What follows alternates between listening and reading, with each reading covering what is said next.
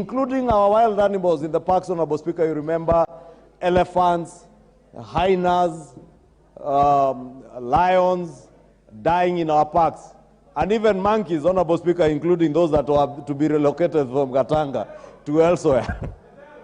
Honorable Speaker, you know, somebody said that they will relocate monkeys from Gatanga to elsewhere.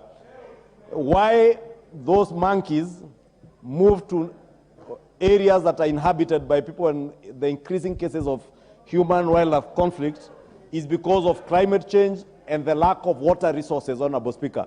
And it's therefore important that even in our parks, we have adequate resources to be able to provide water to our wild animals that are also resources to our country, Honorable Speaker. And we'll only be able to actualize this if we are able to have a water purchase agreement in line with our PPP Act. And we have a PPP Act, Honorable Speaker, which we are using today to generate electricity and be able to provide electricity in our neighborhoods, Honorable Speaker, using models where we are bringing both the public sector and the private sector to generate electricity, then onboard that electricity to the transmission companies.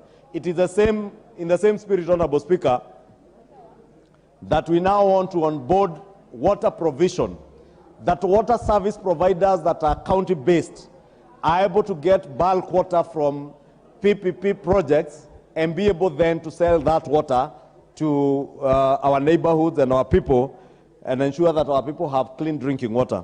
Honorable Speaker, this water sector, besides being capital intensive, also has its own problems, Honorable Speaker.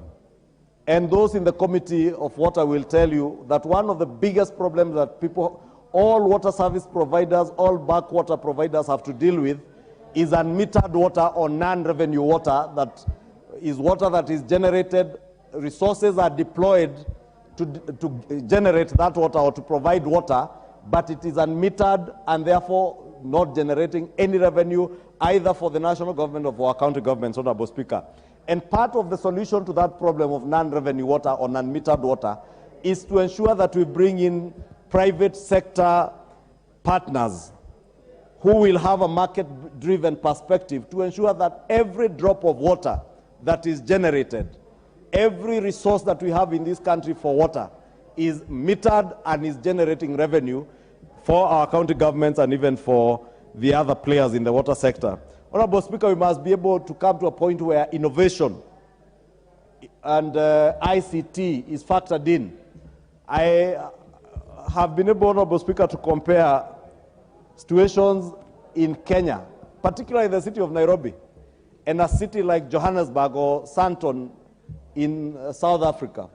And you find for every household in Sandton, every household is metered and they are paying resources.